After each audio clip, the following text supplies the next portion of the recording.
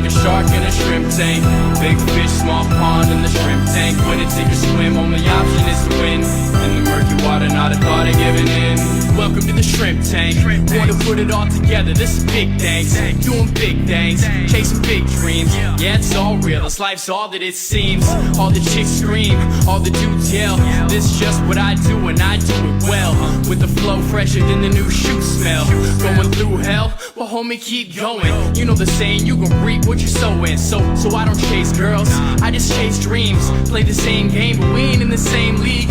Running a campaign, Roadie 2016. Like a phone to die, putting me in charge. I'm a general, from the front I'ma lead the charge. Like a federal, fell on my lap never. Going hard as ever. Hey everybody, welcome to the Oz Digital Studio, where we film the Boca Raton Shrimp Tank in collaboration with the FAU Adams Center for Entrepreneurship. If this is your first time tuning in, you can catch all these 160 plus episodes up on iTunes, iHeartRadio, Spotify, wherever you catch your podcast these days, and of course at Shrimp Tank Boca, Thursdays 4 p.m. on Facebook Live. So, Kevin, what's going on? Did Dr. Kidwell get fired? I haven't seen him in the Shrimp Tank studio. He must be itching to get back in here. I mean, you've done like 3-4 episodes in a row. Yeah, he's on vacation this week, so I'm juggling everything. You know, we've got our National Science Foundation I-Corps program we're right in the middle of, and I got to be honest, it's wearing old Professor Cox out, man. Oh, yeah? Is that why you're like 10 pounds lighter from the side table I'm looking out? We've got 25 teams. They've all got to do 40 customer development interviews, and for some reason, I'm at the interface of all these people. They all presume I have connections to someone somewhere, but they're all across these different industries, and they all need to do these interviews, oftentimes with business owners or potential customers, but it's anything from concrete manufacturers to cosmeceuticals. You know, the guys from Forever Young, set them up with an interview tomorrow with another team. So then we have office hours, and then of course I'm the lead instructor for the actual content. So it's a lot, but it's only 3 weeks and there's only 1 week left, so we'll get over the finish line one way or another, and it is a great program. Yeah, getting in touch with that many business owners is hard. Every time I try to get in touch with business owners, they're always busy. Right. Oh, yeah. And they don't like taking a lot of these meetings because, I mean, they're always, having people walk into their storefront. Everyone's always asking them for something, I find. How do they get 40 interviews? That sounds hard. It's really tough, depending on who they need to talk to, which is based on who their customer is. So sometimes their customers are students. Piece of cake, right? You wander around, you grab them out of the hallways, they're not doing anything. Sometimes they're physicians. Sometimes they're chief executives. Sometimes they're So I mean, are the hardest. Some of them are absolutely brutal. Sometimes they're research scientists. Whoever they think their product is a good fit for, they literally have to find 40 of those people. And again, it can range from easy like students to impossible like CEOs, and they've got to do it because remember, this is tied to federal funding, so you don't want to be caught out of compliance. So if they miss a meeting with me, don't do their interviews, no funds. However, our boys over at Forever Young, I haven't heard that name on the Shrimp Tank in a long time. I keep seeing them opening up other franchises. I haven't spoken to them in a while. How are they? Well, I don't have any update yet because that meeting is planned for later this week. But from my perspective, they're wonderful because they agreed to do it. So that's all I wanted from them. And they said, sure, I'll do an interview. It's a technology that was licensed from the University of Florida, and it's anti-aging, and they tend to stay on the bleeding edge of that stuff. So I said, hey, come learn about something. Maybe you'll be interested. It doesn't matter. You guys have the expertise that this person needs in the form of an interview. Please do an interview. And they said, sure. That's pretty awesome. Yeah, it's great. All our Shrimp Tank guys always get involved. That's so cool. Well, again, if this is your first time tuning in, this is the show where we interview the best and brightest entrepreneurs down here in South Florida, find the do's and don'ts of running a business. I'm really excited for today's guest because a lot of our past guests actually appear on this show because of her, right? And for the first time, we finally got her to switch gears and be the guest on our show. And we also have had the Shrimp Tank at a lot of the TEDxBocaRaton events. Cindy Metzler is the co-organizer of TEDxBocaRaton coming up in 2022. And the past ones We've always loved those events because we bring out our Shrimp Tank podcast studio and do auditions and interview a lot of the TEDx speakers that come off the stage. So, Cindy Metzler, welcome to the Shrimp Tank. How are you doing today? I'm doing great, Jason. Thank you so much for having me. I'm a huge fan of Shrimp Tank, as you know, and you and Kevin, and you're doing amazing things at FAU with the students, and I'm excited to learn more about what you're doing, and if there's anything I can do to help with any of the clients and businesses I work with, I'm thrilled. So tell us about Omm Media, right? You're in PR, and now you're doing TEDx, but tell us about the backstory. Why did you get into PR? How long have you done it for? And what are you up to now? Okay, sure. So I have had my company, Omm Media, for 20 years. So I'm a native New Yorker, so I grew up in New York City. After college, I started getting into the marketing and PR industry. And I moved to Florida in the late 90s during the dot-com boom. So I started working with an ad agency, and it was a public relations full-service agency. So we worked with a lot of dot-com tech companies. As you know, a lot of companies' spinoffs came from IBM. So where BRIC is, the Boca Raton Innovation Campus, used to be the campus for IBM, and that's where the PC was born. One of our TEDx speakers, David Bradley, who invented Control-Alt-Delete, came from there. So a lot of my clients back in the day during the dot-com bubble, before the dot-com bubble, I guess I should say, were technology clients, spin-offs from IBM, voice over IP, which, by the way, in 1999 was very cutting edge. Of course. Speech Even the center, the Adams Center for Entrepreneurship, right? Scott Adams. Yes, right? Absolutely. Scott was back in the day doing amazing things. He's still doing amazing things. But that was obviously a very big time for technology. And then, of course, the bubble burst. And that's actually when I went off on my own. So I went from the agency. I started my own business, Omm Media.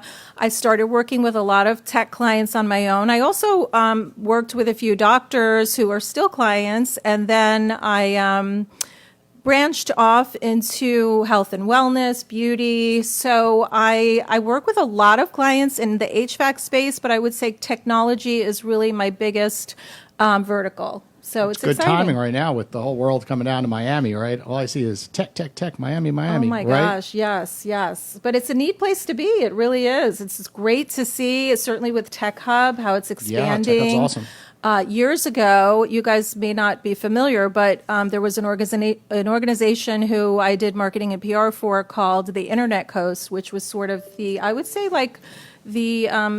beginnings of Tech Hub back in the day. So yeah, they worked with the three counties, Miami and Broward and Palm Beach, and now it's great to see that Palm Beach Tech has turned into Tech Hub for all the three counties. So that's awesome. Yeah, Kevin does a lot with Tech Hub.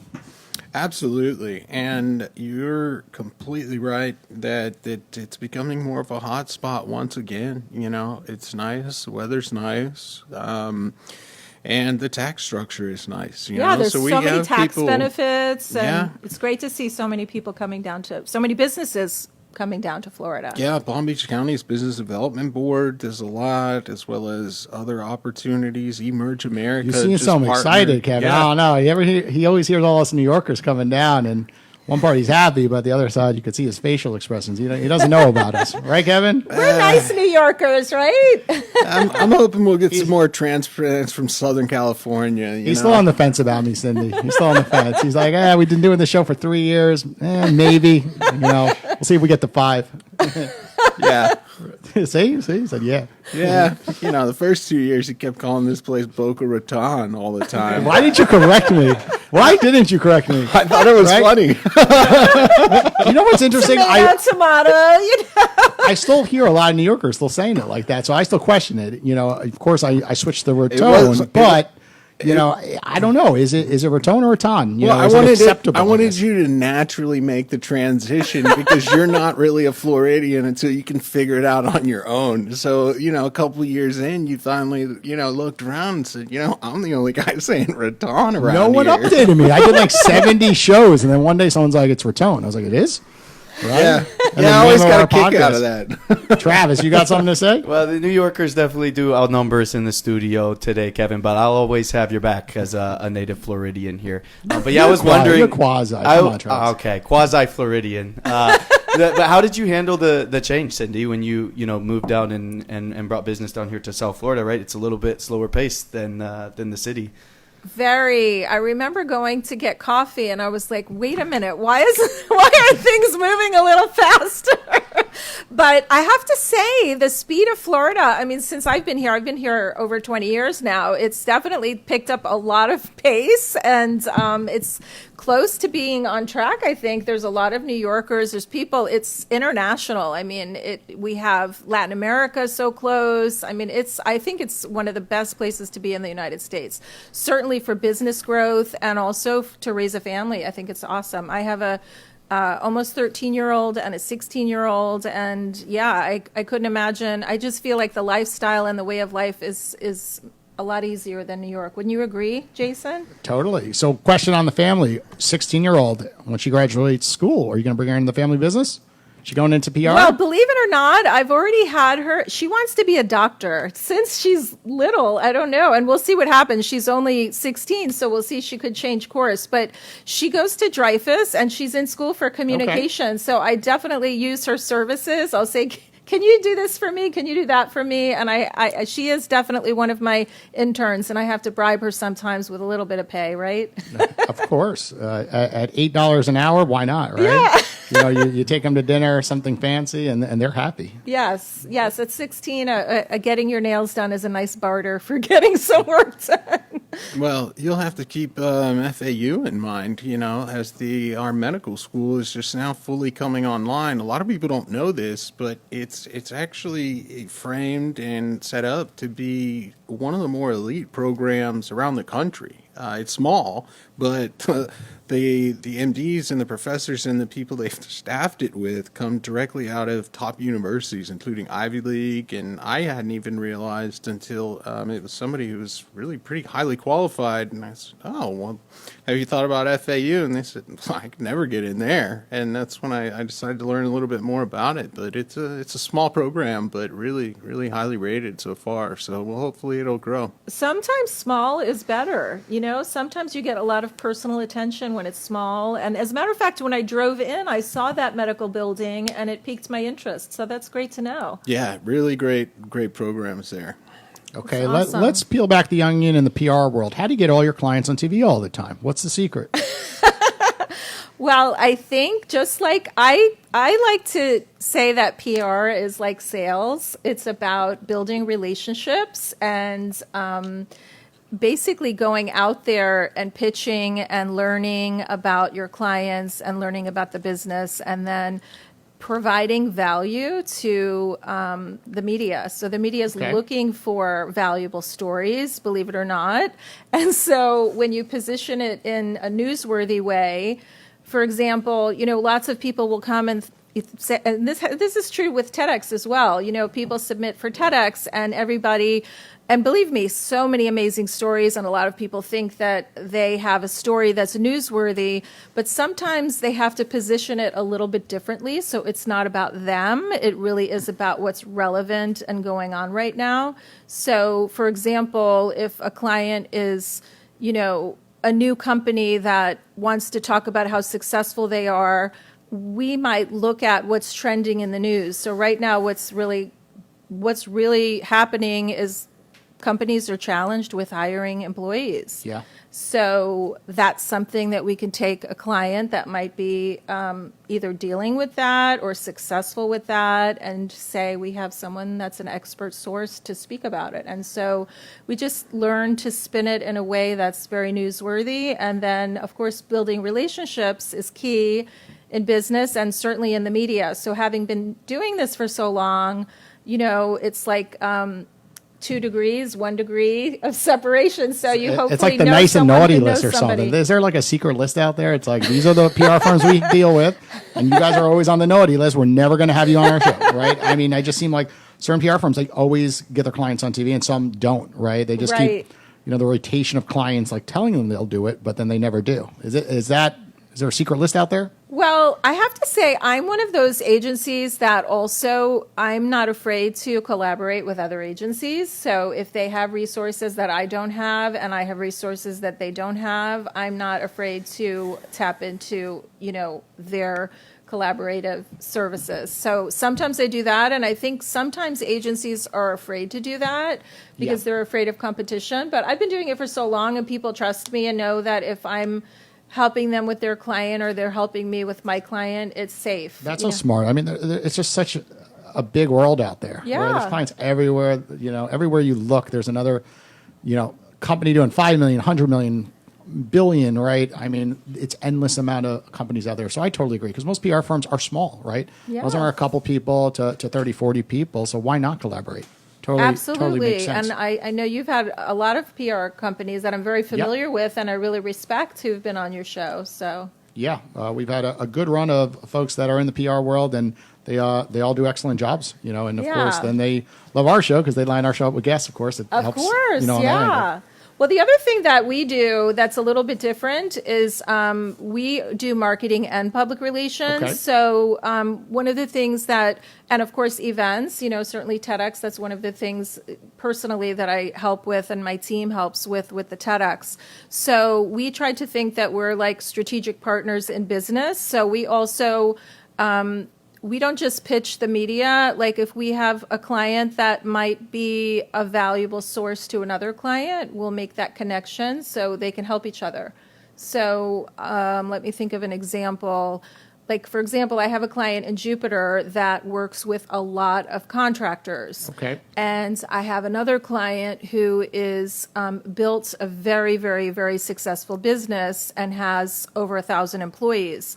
So, and he's building his speaking portfolio. So he's going to be speaking to contractors in this other industry because it's similar and they can all benefit from it. So he's building his speaking portfolio, and he's also helping contractors who want to learn from him because he obviously has a lot to teach because he's built $1 billion business. So. And your clients, I'm assuming, can become clients of each other, right? Exactly, There's a lot of sure. value if you have 10 clients you're working with and that one can help the other out, and it's a home run, right? Win-win. It is a home run. And the cool thing is that for me, I believe it or not, I'm love to network and help people, but I don't consider myself a salesperson. So my business for my company and my team, really all of it comes from referrals. So it's through a business that I'm working with or someone that I was connected with through a business that I've been working with. Okay. Give us the secrets on how to become a TEDx speaker, right? So many people think it's about revenue. They think it's about, a sales pitch or a motivational talk, right? You see that a lot. People don't really realize it's not about motivation, I believe. But tell us, what is the secret to becoming a speaker? Yeah, so that's a great question, Jason. And of course, I'm doing this for Kevin. Kevin, pulled me aside right before this episode, and he said, can you sneak this question in? Kevin, we have to get you on stage. I'm actually trying to reduce my speaking portfolio. People got me speaking all over the place about entrepreneurship and starting a business. And Perfect. I've got right in on the TEDx. I'm good, Throw it on the agenda. I'll be there. It's funny. I'm similar. Like I said before the show, like I actually I'm so passionate about getting other people on stage and in front of the camera, but I don't really have the desire to do that personally. But, and a lot of people, that is sort of like their bucket list goal is to have a TED Talk. And so I always tell them to do research. That's one of the first things I say is to, we're still accepting applications for submissions for speakers. Our event is January 29th, 2022. We only have a few days left. I think we'll probably be closing it the end of the month, maybe a couple days into August, accepting final applications. Every year we get about 150 to 200 submissions, so it's hard to select. We have a steering committee that goes through. The one thing is TED, the parent company, is very, very specific about what they're looking for. So like you said, Jason, they're not looking for motivational talks. They're looking for an idea worth spreading. So it has to be something that can help humanity or help a group of people, different topics that are relevant and trending. But it also could be a personal story that has to do with an idea worth spreading. So the mistake that a lot of people make when they submit to TEDx is that they'll tell us what their personal story is. I get lots of, direct messages on LinkedIn or emails where people will share these amazing stories or tragedies that they've been through and have come out on the other end. And I always think, what an incredible story, but that's not a TED Talk. So a TED Talk's not a presentation. It's not a motivational talk. It is an idea that can help other people. And then, of course, you can share your personal journey in the talk. So typically the talk's anywhere between 7 to 18 minutes. And on our TEDx site, if you go to TEDxBocaRaton.com, on the top is where you can submit. But there's also 3 videos that I recommend to all potential TEDx speakers to watch because there's some great advice there. But the interesting thing is the first video says there is no exact formula for a TED Talk. So you really have to get your arms around what your idea worth spreading is and how you want to position that. Wow, Kevin. She just gave you the answers how to get up there on the stage. Well, You got a couple days. Get that application in. Well, Cindy, we're going to take a quick commercial break to hear from one of our sponsors. When we get back, we're going to jump into our Hot or Not segment of the show. Insurance companies, it's time to step out of the past and into the future with Oz's latest solution, Rainmaker. Reduce 10 years of human work to merely days using intelligent automation to process contract and claim entries. Increase job satisfaction, productivity, accuracy, data insights, and ROI while decreasing the time spent on projects. It's a no-brainer. Follow the hashtag #MakeItRain on LinkedIn and Twitter. Or visit followoz.com/rainmaker to learn more. That's FOLLOWZ.com/REINMAKER. Welcome back, everybody, to the Shrimp Tank. As a reminder, Cindy said it. You could connect with her over on LinkedIn, message her, learn about TEDx, learn about her PR company. She'll happy to answer some questions. So, Cindy, on this segment of the show, it's called Hot or Not. Jump into a subject and provide details on why that question is hot or not. I'm going to let Kevin, kick off this segment of the show. All right. So you mentioned some of your clients are in health and wellness. I'm a big proponent of that kind of stuff. During the pandemic, it seemed a lot of that stuff sort of got overlooked because it was like, maybe I don't have an HD camera and I'm at home on the couch and, maybe I'm worried about going back. So is it hot or not? Are people flooding back, or have they kind of changed their routines in terms of health and wellness and beauty and related things?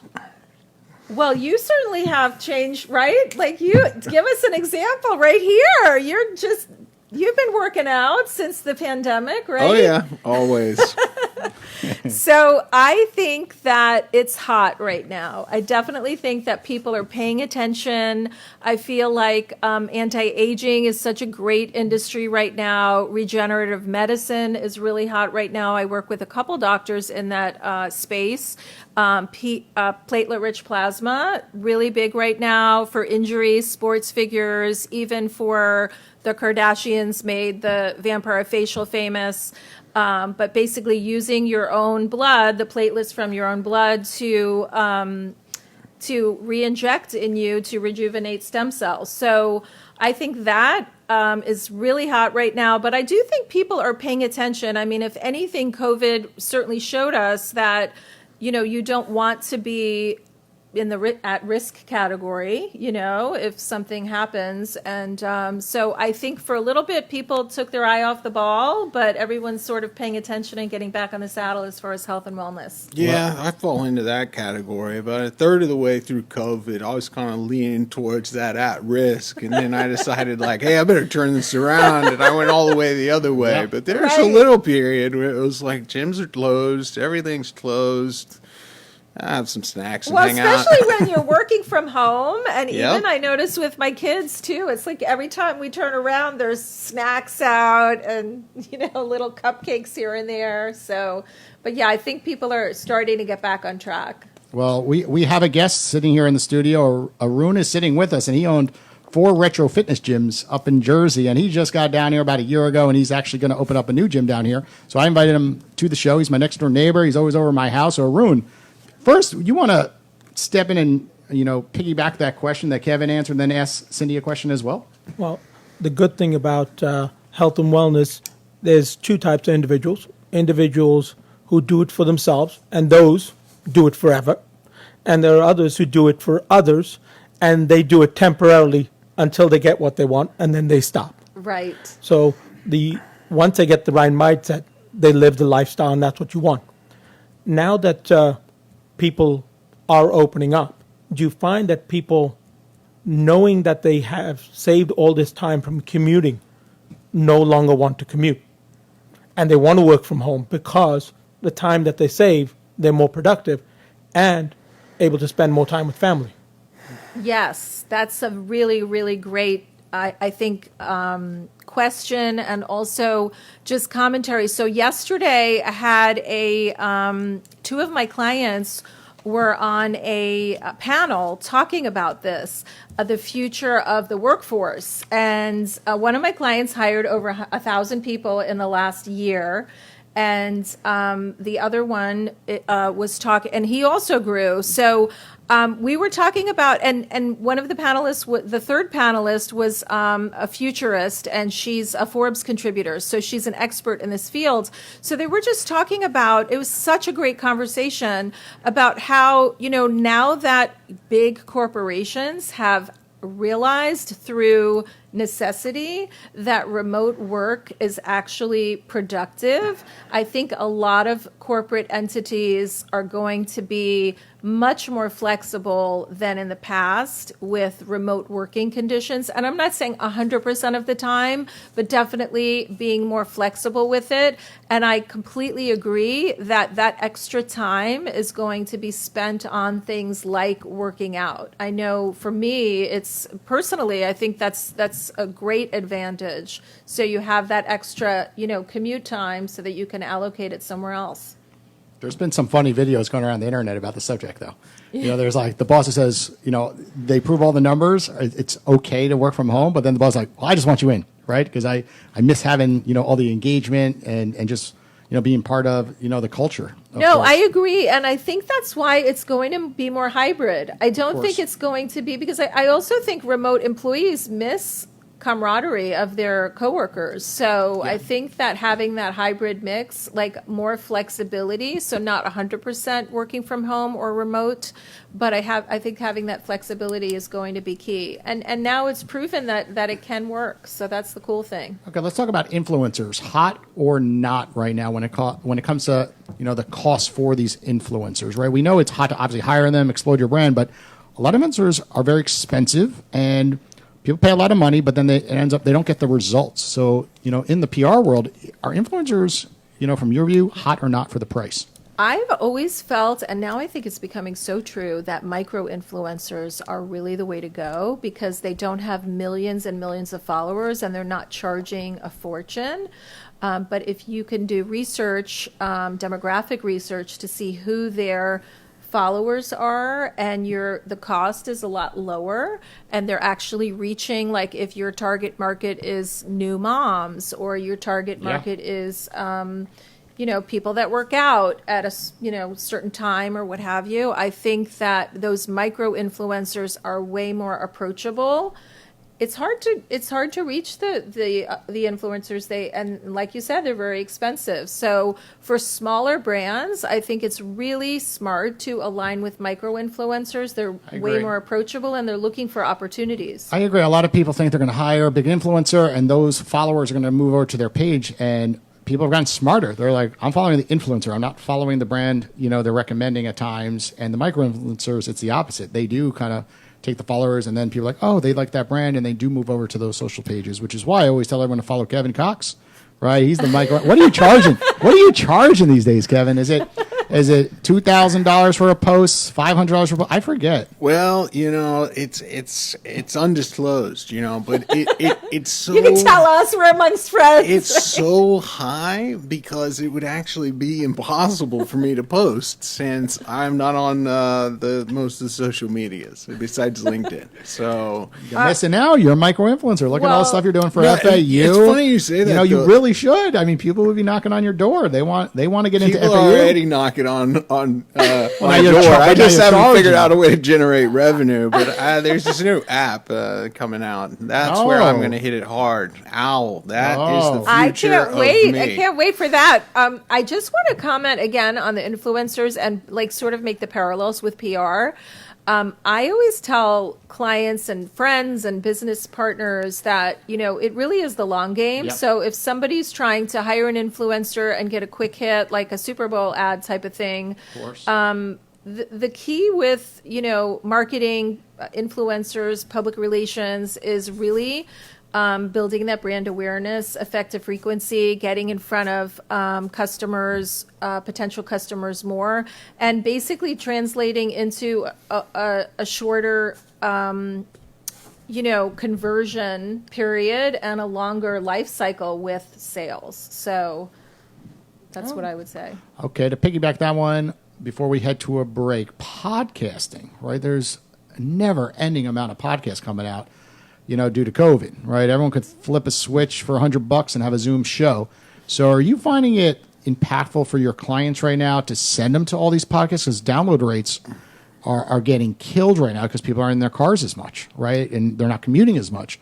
So are you finding podcasting, as impactful as it once was for your clients when it comes to PR? Well, I still think, believe it or not, that podcasting's, I don't want to say untapped, everyone's getting into it, but there's still a big opportunity there. What I would say is clients and businesses should be select about the podcasts that they go on, because obviously they can't be everywhere. They're trying to run a business. So instead of, like in the past, I did see anything would do, but now it's like, you know what, I really have to be thoughtful and strategic about what I'm spending my time doing. Podcasting can be incredibly valuable for the podcaster and the guest, but like I said, just being a little more thoughtful and strategic about it. Okay, well, we're going to take a quick commercial break to hear from one of our sponsors that Cindy, you happen to know real well, I have a feeling. That's right. This podcast is brought to you in part by Premier Virtual. As Cindy mentioned earlier on the show, hiring is brutal, especially right now. Hiring is tough. So if you're trying to have a virtual or hybrid event, Premier Virtual is the place to go. The absolute best platform for hosting hybrid events or virtual job fairs. It's a phenomenal platform. 2.0 is now available. I encourage you to check out Premier Virtual. Just go to premiervirtual.com. Hey everybody, welcome back to the Shrimp Tank. So, Cindy, this is all about, the biggest issue every business has, which you brought up earlier, which is hiring and firing. So, from your background, what has been the most successful thing, for your business or other businesses that you work for, helping them hire or yourself hiring? What's the secrets? I haven't found the secret yet. I don't think there's a secret sauce. I feel like corporate culture is really, really important. Putting it out there and making sure that you're hiring people that you want on your team and that want to be on your team. I am noticing that, and I actually admire this a lot. The younger generations, Gen Z and the younger millennials, they are really looking more for a purpose than paycheck. And I feel like that's a great thing. I think it's, looking to something that you're going to make an impact. And that's what I've found. People want to be, in my case and with my company and with companies that I work with, some of my clients, they want to make an impact and make a difference. And the corporate culture really is the driving factor. So that's a big key. Let's go the other way on the same question, right? So what are some of the biggest mistakes you've seen either clients or maybe you yourself in the early days have made in terms of hiring? What kind of mistakes should people be looking out for out there?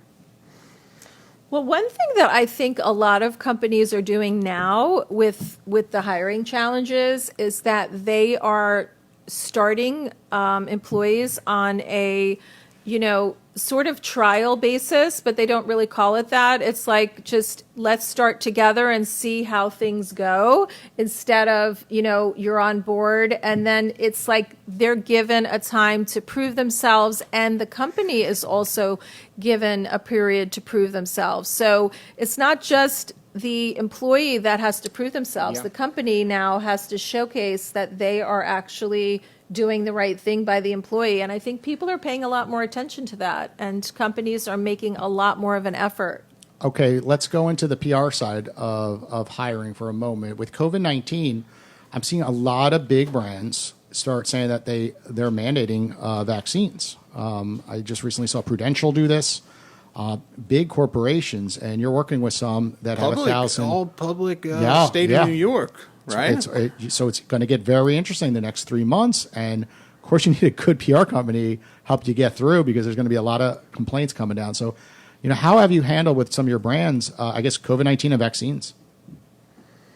Yeah, so honestly, it depends on the company and it depends on the position. I do think companies have to be careful from a public relations standpoint, how they position themselves, because it can be a slippery slope. It can be. Yeah. So obviously, people in the medical industry, I think it's and certainly different industries that are required in the healthcare. It's very, very important. But to mandate those types of things, I think it's a slippery slope with some businesses. And from a PR perspective, we try to, when clients have interviews scheduled and they're going to be interviewed about certain things, we always talk about topics that could potentially be divisive, because we want to position all of our clients in a positive light, and it's really not about personal views. It's about getting the word out that's going to be beneficial for them. So just to be careful, I would say, and plan ahead. I heard on the news that there's this new phenomenon, and it generated some PR for some of these companies, which is what they've done, for whatever reason, is open back up explicitly only to unvaccinated people. So have you advised any of your clients to do something like that? Maybe generate a little buzz? I have. No. Oh, she likes it, though. She's like, I'm taking a note on that one. No, I wouldn't necessarily advise somebody to do that, just because I think that it's something to be a little careful about. Because here's the thing: there's people have to be, just careful about not offending everyone, and that's the beauty of public relations, to working with someone that can help you with crisis communications and. Just being strategic and thoughtful in the decision making. So I wouldn't necessarily advise that, but I understand how, depending upon what your industry is, how someone might potentially benefit from that if they decide to go that route. So we haven't talked about the Sisterhood for Success yet. Tell us about the organization and how that kind of impacts, hiring, right? Tell us a little bit about that organization you run. Yeah, so the Sisterhood for Success is an organization that I started a few years ago. It's a passion project of mine. We have over 10,000 women who subscribe to our newsletter, so you can go to thesisterhoodforsuccess.com. We do host events, not regularly, but I would say every few months we host events. We put self-care events on the calendar for women, virtual events, authors, influencers, women that have stories to tell that are beneficial, that can help and benefit other women. And men too. So it's something that as I said, I'm really, really passionate about sharing stories. I mean, that's probably one of the reasons I ended up in public relations. I love sharing stories that can help other people's lives. And that's one of the reasons I launched the sisterhood. So the backstory to that is I went on the reality show Below Deck with 5 other women. Oh, that's awesome. Yeah, so in 2016, you can still find the episode. It's season 4, the season finale of season 4. And it was 5 women entrepreneurs and myself, so 6 of us. And we had this incredible bonding experience. I had created a landing page so that people could find each of us if they wanted after the show. Got so many people that reached out and said, we want to learn more about the Sisterhood for Success. And so that's how we started hosting these events and doing these virtual things. Certainly since COVID, we've been doing a lot of virtual. We're going to be starting a book club for women as well. So stay tuned for that. We'll be putting some things out on social media and online about that. So just selecting different books and having virtual book club every month. Is that show still running, by the way? I remember seeing it on TV. I don't watch much TV anymore. Oh, it's Below Deck? Still running. Yeah? It's ironically, okay, so I'm embarrassed to say that when we went on the show, I had never watched it. I saw some of the coming attractions, but then after the show, I started watching it and I really got addicted. Lately, I haven't, just because timing, I haven't had the time, but it's still going. The cast, the captain of the ship, Captain Lee, is amazing. He's local. He's actually an amazing person and has participated in several charity events that I've been involved in, and he's come out and supported them. He did a buddy walk for kids with Down syndrome. He came to a cystic fibrosis event. Done wonderful things. So I love when celebrities actually use their celebrity for the greater good, and he's one of those people that definitely does that. Travis, you got a chance to go on Below Deck. You have a contact here. He's getting all excited. Right? Look at him smiling. He's like, 5 females below deck on a boat for a month or 2? It was a month? How long was it for? No. It's the cast is on for like 6 weeks. Okay. Yeah. But no, the guests go on for 4 days, and so they have different guests every week during that period. Like, yeah. So ours was in the British Virgin Islands. I mean, it's an incredible experience because you're going on a 160-foot yacht with like, just people catering to you. But for us, it was like a women's retreat. We had a round table and we were sharing sort of best practices. So you know about the soggy dollar, correct? Yeah, smiling, painkillers. Yeah. I got engaged. I jumped off a boat, and that's where I got engaged, at the soggy dollar. So. Oh, I love it. Yes. That's awesome. Well, we're going to take a quick commercial break to hear from one of our sponsors. When we get back, we're going to jump to the 5th segment of the show. Are you ready to make your indelible impression? DeRay & Company is an award-winning, full-service public relations and marketing agency with offices in Fort Lauderdale, Florida, and Aspen, Colorado. With practice areas in business, real estate, cannabis, nonprofit, legal, and lifestyle, DeRay & Company is fully equipped to help clients reach their goals with strategies that are on point. Whether it's public relations, social media, digital marketing, content development, or other services, DeRay & Company delivers results for business owners that address their business goals and reach their targeted audience. To learn more about DeRay & Company and our services, visit DeRayandCompany.com. DeRayandCompany.com. Hey, everybody. Welcome back to the Shrimp Tank. As a reminder, you catch every week, Thursdays, 4 p.m. at Shrimp Tank Boca on Facebook or on Instagram. See clips of all of our guests, of course. Cindy, on this segment of the episode, it is called Plead the Fifth, which is probably why you don't want to make a lot of public appearances, because on this segment, you got to answer all these questions, and you could only plead the fifth just one time. So I'm going to save one because I got a good one after you just talked about the Below Deck, but I'm going to save that one a little later. See if I get you with something a little easier so I can make you answer that question. So, our last sponsor was talking about PR. So kind of tell us like the worst crisis that you had to handle. And you're almost like, I have to. It's my client, and you're like, I got to deal with this PR nightmare. And it was bad, and you have to, do, it's like the person who has to handle stuff for Trump, like the poor people that have to like make that sound better at times, right? And then, like at certain times, you have no choice. You got to get up on that stage and make it sound good, right? So tell us a situation with the business owner that it was just hard.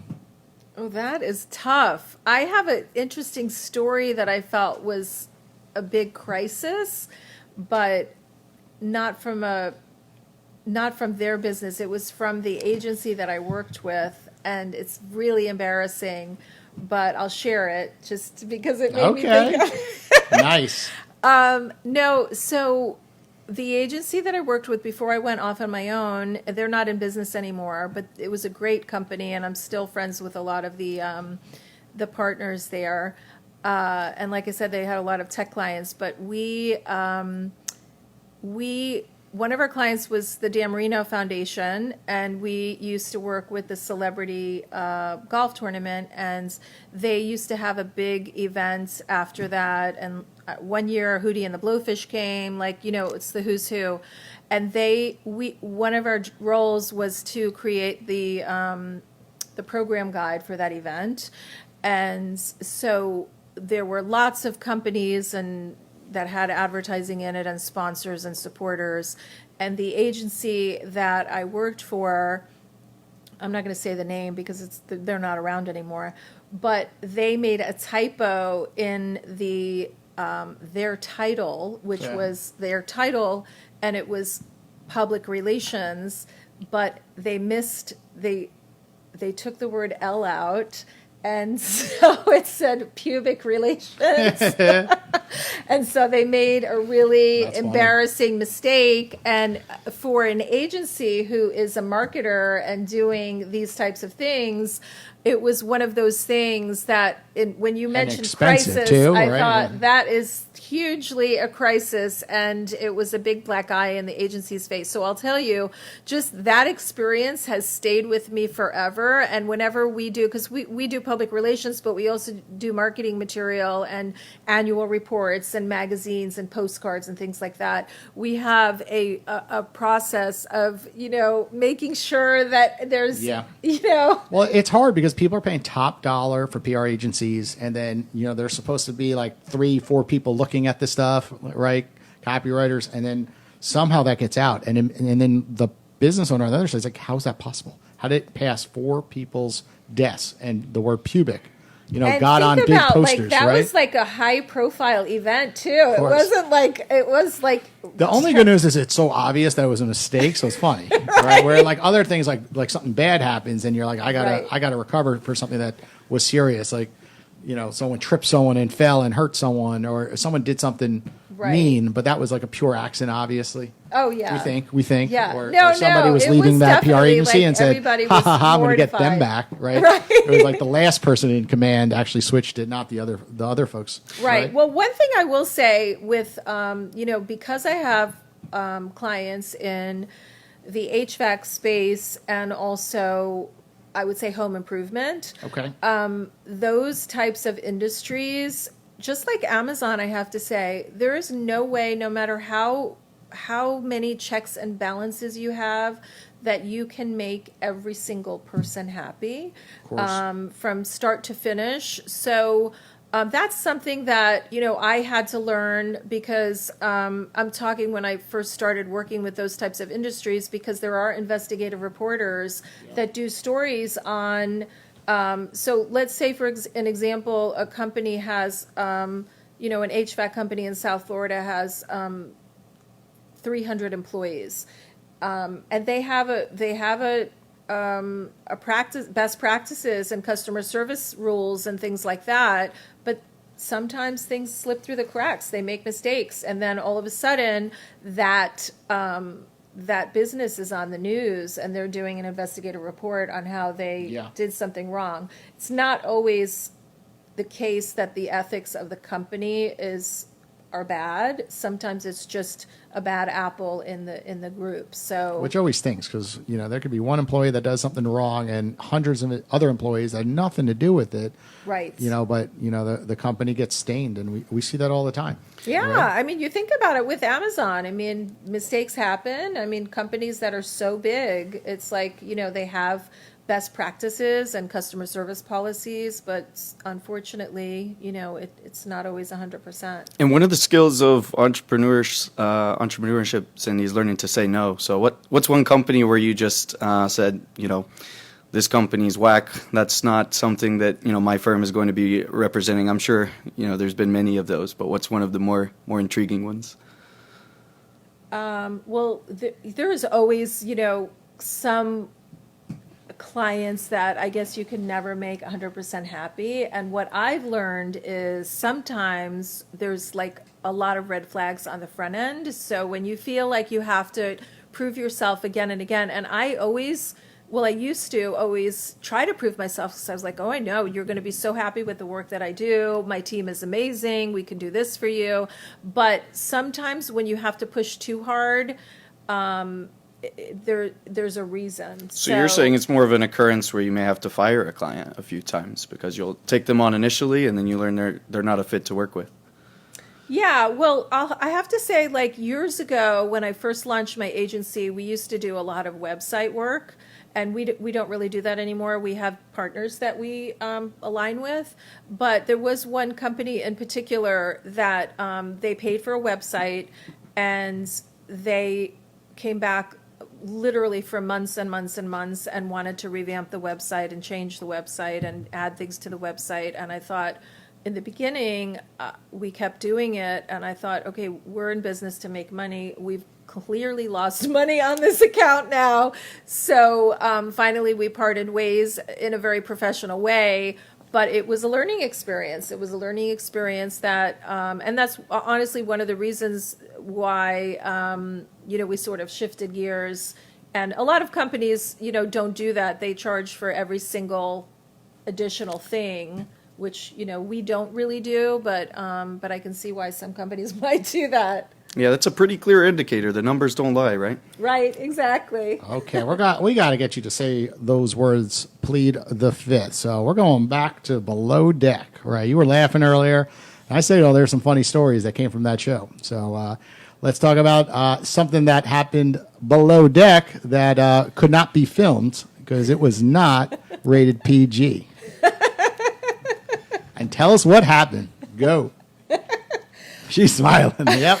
We know what the show's about. And if it's in the Virgin Islands, stuff happens. Well, okay, so the show is about the backstabbing and the sleeping that goes on behind the scenes with the crew members, not with the guests, by the way. Although sometimes, come on.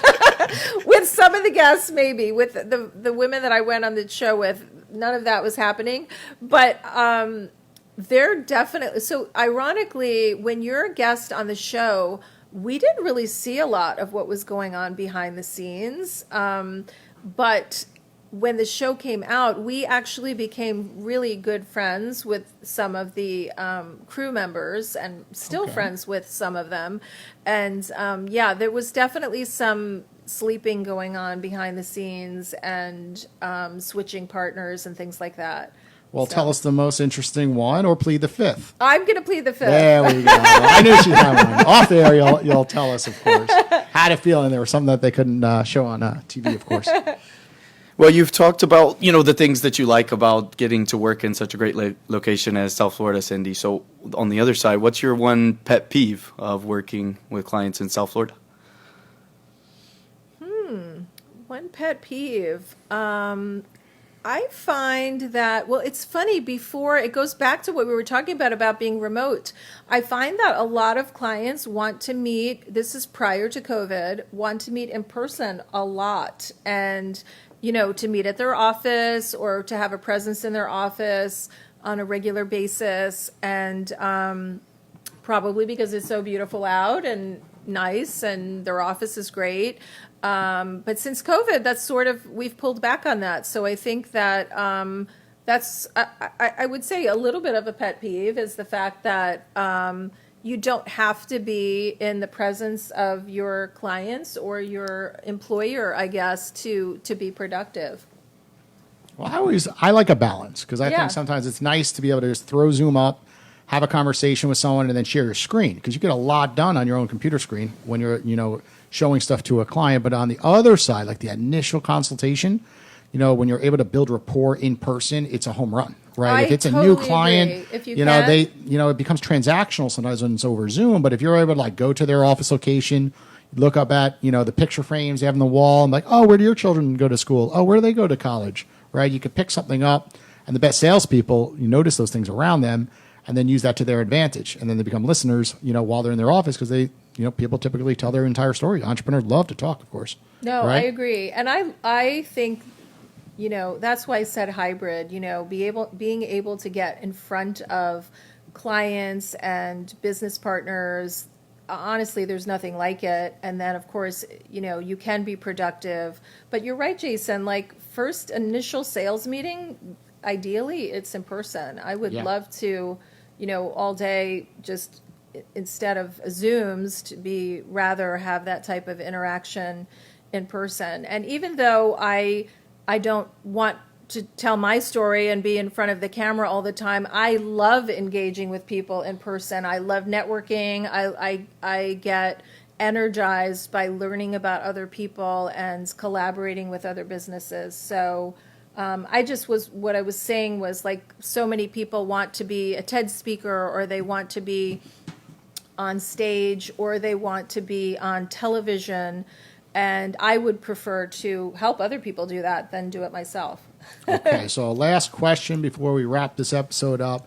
Tell us a scenario where you've been backstabbed, right? A lot of times when it comes to things you're doing at TEDx, right? Or, when it comes to film, and we've experienced that on the Shrimp Tank, people use us, right? They just want to get on film. They just want more followers, right? And you see this a lot, because you're running all these different organizations, and of course, there's the occasional backstabber. They did something to you, and that's something like you cannot stand. And you look back, and you'll always remember what they did. I know I have a couple of those. Well, I'm not going to share them, so I'm going to plead the fifth. You can plead the fifth. You already did that. Oh, Travis, tell her what happens when you plead the fifth 2 times. We can't say it on the air. We didn't tell the rules. It's not good though. Looks like Cindy's taking us to dinner. Okay, no. You now owe us dinner. No, okay, oh wow. No, repeat the question again. Just someone who's backstabbed you that you thought they were being friendly. You guys are. What did they do? What did they do to backstab you? Well, right? okay, they used you a little bit. I do think that and you guys see this too. Like sometimes people just want to get in your circle or in your because of TEDx. They want to and I'm certainly more than happy to share knowledge and but I can't meet for virtual coffee or coffee for every single person that reaches out. Although I'd love to, but I can't because I'm not a philanthropist yet. I have to make a living. Yeah, I like that. Yeah. So I have there's been a couple of occasions where people have, and I know we've talked about this too, just maybe pitched themselves in different ways that perhaps aren't true. And then when you learn more about them, you realize it's not exactly who you thought. Welcome to South Florida. Yeah, Fake it until you make it, right? Right. Oh, I do $10 million of revenue. You're like, okay, well, where's your employees on LinkedIn then? Where are your employees at your office, right? Like, once you hit certain numbers, like, you have to have employees. Well, I also think that what a big trend is now, like a lot of young entrepreneurs are saying, I have a team of 150 people, and they might work with a lot of people, but they don't have that. I see that all the time. They're on Fiverr, right? Yeah, exactly. I paid 150 people $100 for different projects, and I could always rehire them, right? It's crazy. Right, exactly. Show us the W-2s. Yeah, I agree. Well, I have to sneak one last question in on the air today, Cindy, because like you said, this is a passion project for you. And the Sisterhood for Success, while you guys are impacting 10,000 female entrepreneurs right now, what is the number one current struggle that you see for women entrepreneurs, and how are you, empowering these women to overcome that? Well, I think that one of the biggest challenges for women, and probably for men too, but for women is balance.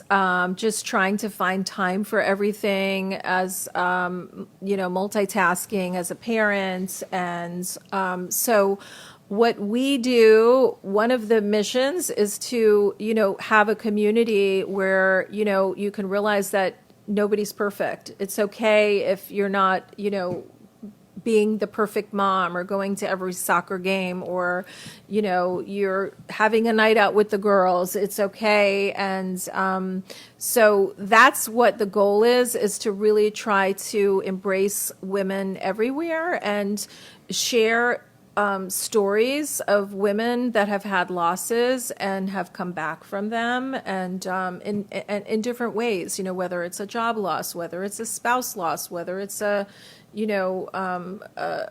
cancer type of situation. So to piggyback that, could you tell us an interesting story, like of someone who overcame a lot and now where they are today, right, in your organization? One story that really sticks out in general.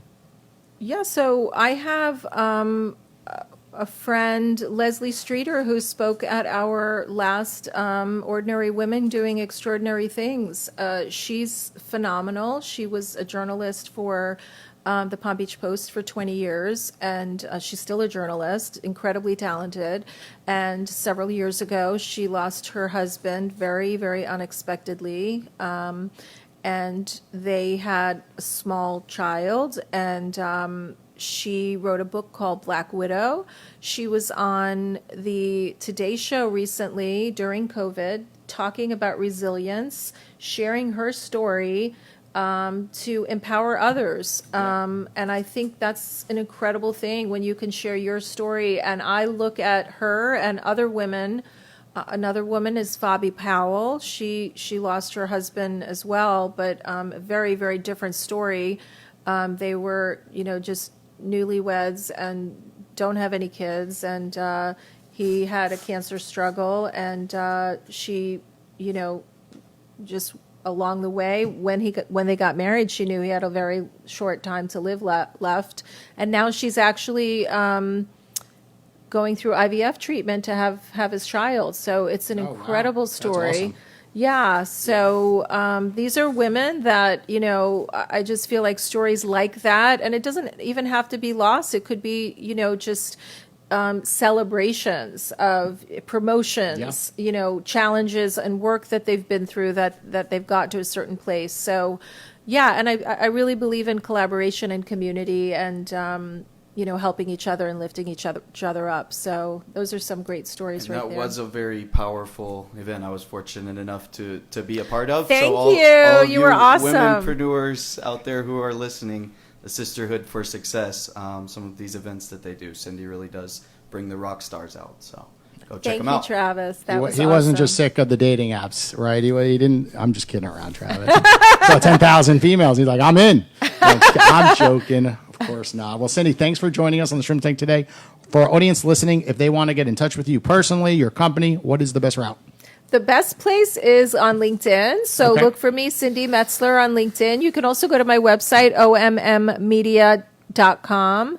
But LinkedIn, I love connecting with people on LinkedIn and learning about them. I think LinkedIn's a great place to connect because when you connect on LinkedIn, you can actually learn about them versus just sending an email. So Totally agree. And so underutilized. Yeah. How often do you get like a real genuine message on LinkedIn? Like 5% of the time? Right. The other 95%, it's spam messages that are so obvious, that you could pick up on. But when someone reaches out to you and says, Cindy, I saw you on the Shrimp Tank and I loved what you talked about during the episode, right? And how hard is it? You're going to say, yeah, let's chat, right? Yeah, they absolutely. listened and they want to get involved with your organizations and yourself, right? Versus someone who Exactly. says, let's, meet for coffee because I want to learn about you. It's like, no, there's no substance there, right? Right. Absolutely. Well, I want to learn more about OWL, and I can't wait. Soon. Yeah, It's in I can't beta wait. test. Yeah, Beta test but right that's now. exciting. Very exciting. Okay, well, Cindy, thanks again for joining us on the episode. Everyone listening, we'll be back Thursdays at 4 p.m. Take care, everybody. Thank you. Feeling like a shark in a shrimp tank. Big fish, small pond in the shrimp tank. When it take a swim, only option is to win. In the murky water, not a thought of giving in. Welcome to the shrimp tank. Doing big things, chasing